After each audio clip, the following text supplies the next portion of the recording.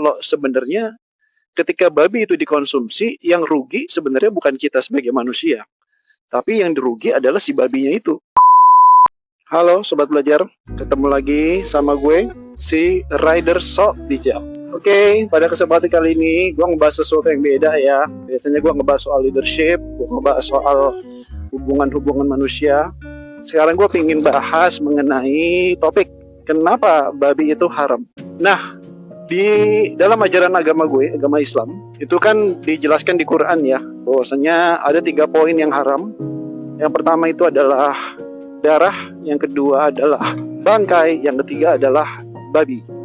Nah, tapi memang di Quran sendiri itu nggak pernah dijelasin secara mendetail alasannya atau sebab-sebabnya kenapa sampai akhirnya 3 hal tadi diharamkan.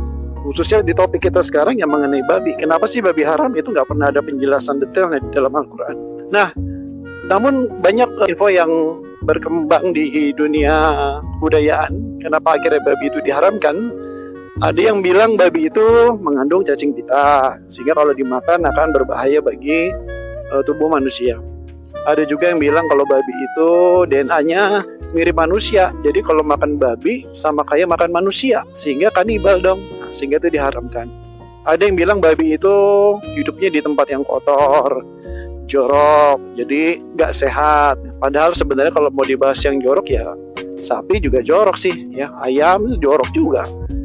Kambing sama-sama jorok, namanya binatang gitu ya. Jadi kalau mau dibilang karena jorok sebetulnya nggak objektif sih menurut gue. Nah, kemudian pertanyaan gue adalah sebenarnya kenapa ya yang lebih masuk akal apa gitu. Karena dari alasan-alasan tadi gue rasa gue nggak bisa menerima dengan begitu saja. Sampai akhirnya gue berpikir begini, gimana kalau sebenarnya ketika babi itu dikonsumsi, yang rugi sebenarnya bukan kita sebagai manusia, tapi yang dirugi adalah si babinya itu.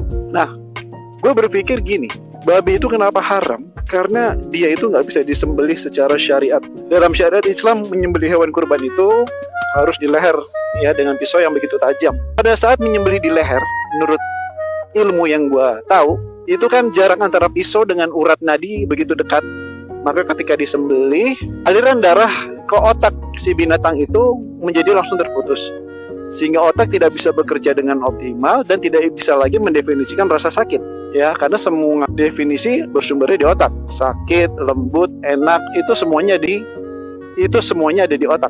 Sehingga ketika si bilah pisau tadi memotong urat nadi yang ada di leher, maka si binatang ternak itu tidak merasakan sakit apa-apa, gitu ya. Adapun kenapa kakinya menyentak-nyentak atau mungkin dia kejang-kejang